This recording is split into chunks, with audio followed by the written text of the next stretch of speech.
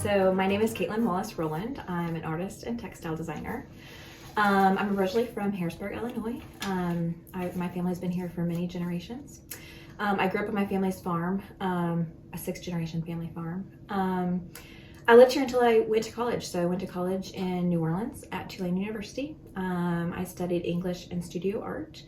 I worked in graphic design for a while, and then I ended up going to grad school at the Savannah College of Art and Design for fibers and textile design.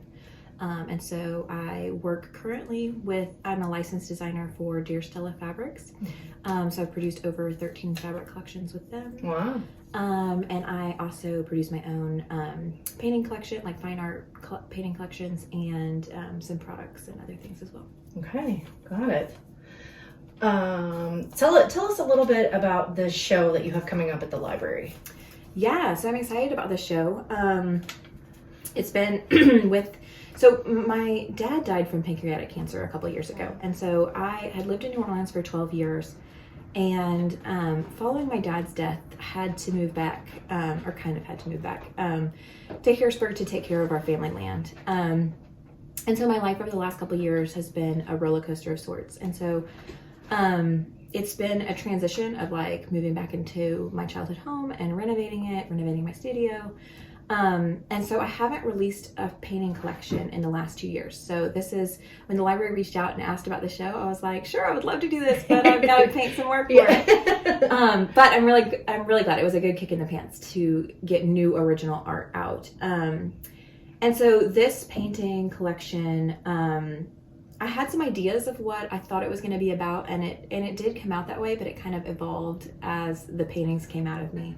But almost all of them are painted from scenes on my family property. Mm-hmm. And so there's a lot of rhododendron paintings in this collection specifically. My dad really loved rhododendrons. He planted them all throughout our property, even like way out in the woods. And like the amount of time he put into taking care of them, where he would go, I probably should look up more about how to care for rhododendrons now that they're my responsibility.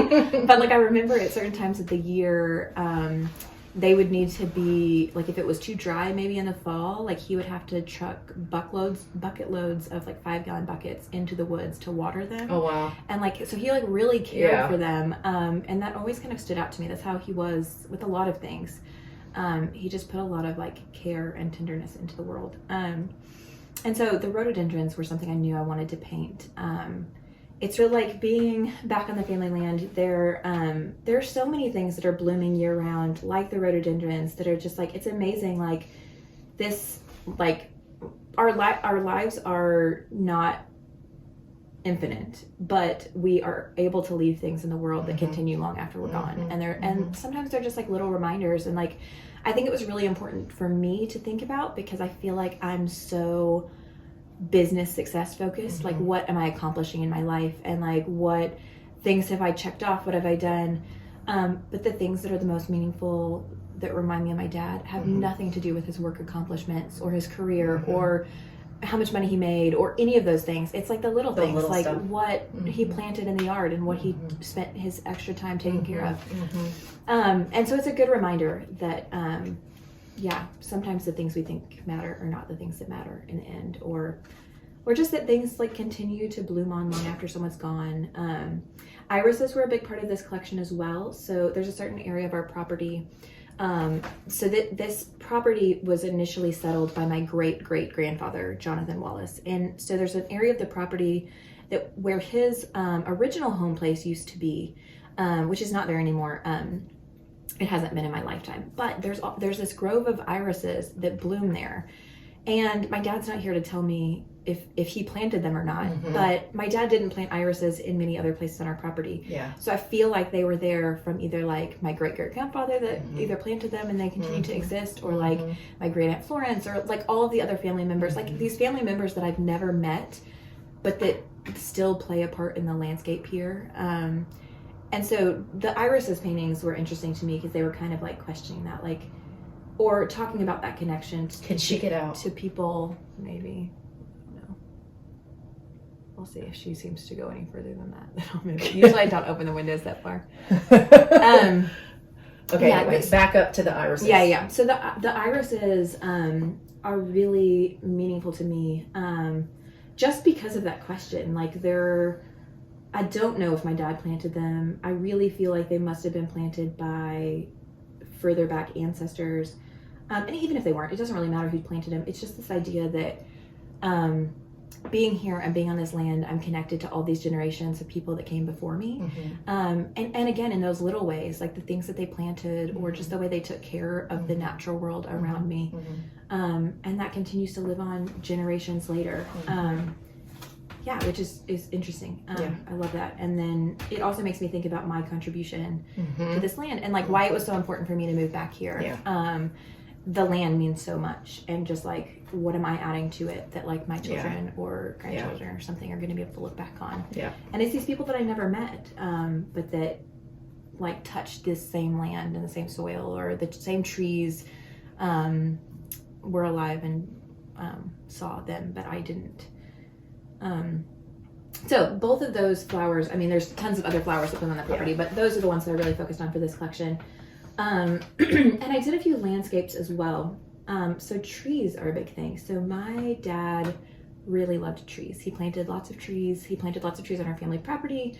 He would go plant trees in people he knew's yards, like when they lost a loved one. He just really loved trees. And the meaning behind trees, as I've gotten older, I've thought a lot about how they're big and they're strong and they grow from the smallest of seeds. They last for generations. They see so many things. They like weather storms. They provide shade, and they provide homes for like small animals and things like that. Like there's so many things that trees do for the environment, but they breathe for us. Like they create oxygen that we breathe. And so many of the trees on our family property my dad planted, and specifically the ones that I painted for this collection, are all trees that he planted. And a lot of them most of them are sunset images where the light is shining through the trees. So there's kind of that like bit of like that heavenly light kind of. And I love the way, like visually from an artist's perspective, it makes the light and shadow on the ground. But the trees themselves are really important, that like being back on this property, it's like my dad still breathes over us, like through the trees. He's still here. Yeah. He's still here. He's very much still here in lots of ways. I wish he was still here in other ways, like he could mow the yard and like do all the things that I don't have time for. Like he set a like big example for all the things that have to be maintained on this property. It's a lot of work in addition to kids and running an art business and all the other things. But it's been meaningful. So this collection is really personal to me. And I like the way I love beauty. I'm a beauty seeker. I feel like it's my mission in the world to like amplify the beauty that's around. Like I want to focus on that, and I want my paintings to be beautiful and to have a sense of peace and those kind of things in them. But I think it's also important to know that there's like a deeper meaning behind them, that joy and sorrow are always interconnected, that like that which brings us sorrow is that which brought us joy. Like if it hadn't brought us joy, like we wouldn't be sad to lose it.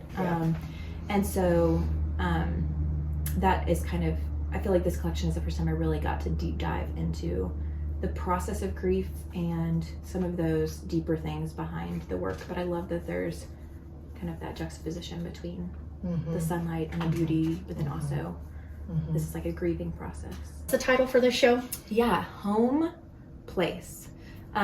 So it's kind of a play on like it's two words, home and place, but like this is my family home place. So like being back here, but just figuring out what is home and place. I've always been really connected to place. My master's thesis that I did in grad school was all about the creek in our backyard.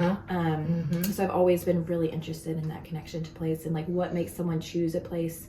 I think it's maybe exploring that idea of like ancestral land as well, that like I almost feel like I didn't get I'm glad that I got the chance in our New Orleans life to choose a place that like we could have be home. But there's something really interesting about when you have ancestral land, there's a place that you're connected to that's outside of your choosing, and like leaning into that, but then also like what made my ancestors choose this place and like how they've cultivated it and what's special about it, and kind of all that stuff. Yeah, I always wanted to be an artist, actually.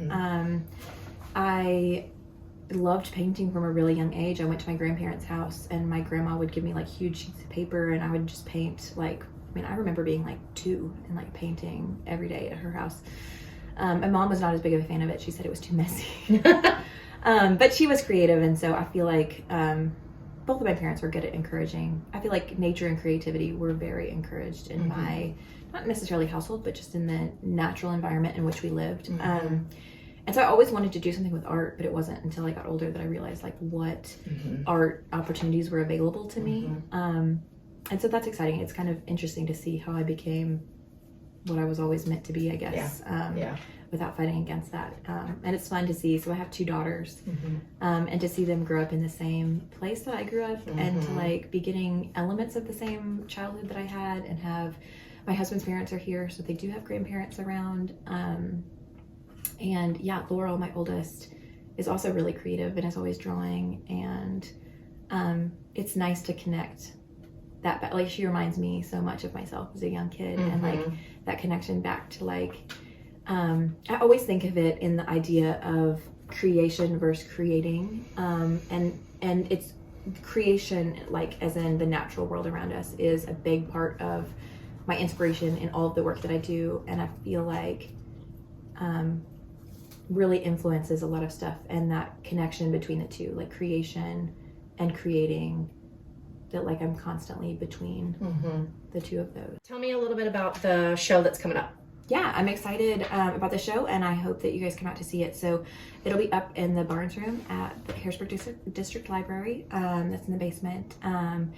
And there's an opening reception on Sunday, May 7th, and I'm going to be giving a little bit of an artist talk, and you'll be able to like walk through and see things. And then it'll be on display through all of May and most of June. It'll be through the last week, the 3rd week of June. Got it. Well, I can't wait to see it. Yeah. Thanks for talking to me today. Yeah, please come out. Everybody come out and take a look. Yeah. Okay. Thank you. Yeah, thanks.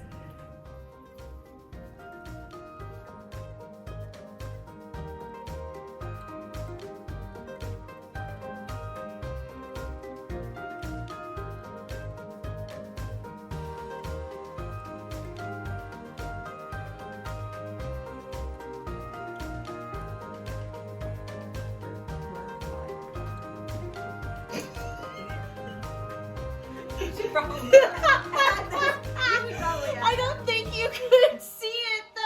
Oh, that's so sad. Okay, I'm just gonna let it roll. And